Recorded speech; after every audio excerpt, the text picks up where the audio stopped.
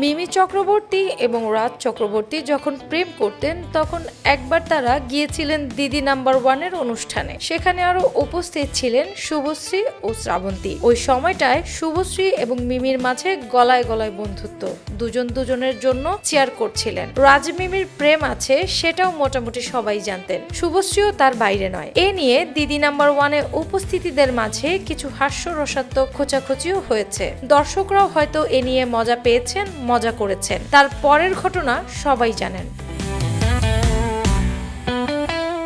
মিমি রাজের সম্পর্ক ভাঙলো, কেন ভাঙলো তা কেউ জানে না। অথচ প্রায় এর সঙ্গে সঙ্গে শুভশ্রী রাজ চক্রবর্তীর প্রেম, তারপর বিয়ে। এখন আছেন সুখে। সুখে আছেন সমস্যা সেটা নয়, সমস্যা হলো কিভাবে সুখে আছেন। কারণ মিমি রাজ সম্পর্ক চলাকালেই শুভশ্রী রাজের প্রেমের গুঞ্জন শুরু হয়েছিল, আর মিমি হয়েছিলেন এখানে চিটেড। কিন্তু সেটা নিয়ে মিমি খুব একটা মুখ খোলেননি। টলিউডে এটা সবাই জানতো মিমির সাথে ঠিক কি করেছিল রাজ শুভশ্রী। বহু বছর তাদের মুখ দেখা দেখি বন্ধ ছিল, এখন অনেকটা নরমাল হয়েছে।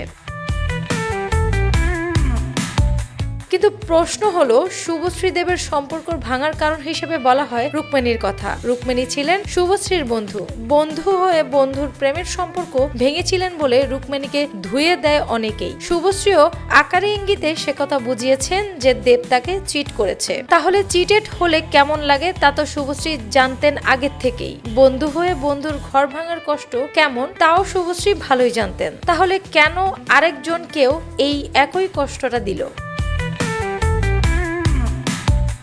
কেন মিমির সাথে এমনটা করলো শুভশ্রী? শুভশ্রীর ঘর আলো করে সন্তান সন্ততিও এসেছে, অথচ মিমি, দেব, রুক্মিণী এখনো 7 পাকে বাধা পড়তে পারেননি। কবে তাদের গাঁটছড়া লিখে রেখেছেন বিধাতা তা তিনিই ভালো জানেন। যদিও সবাই ভালো আছেন এখন নিজেরা নিজেদের জীবনে, কিন্তু তবু কিছু কিছু স্মৃতি সত্যিই বড় দুঃখের।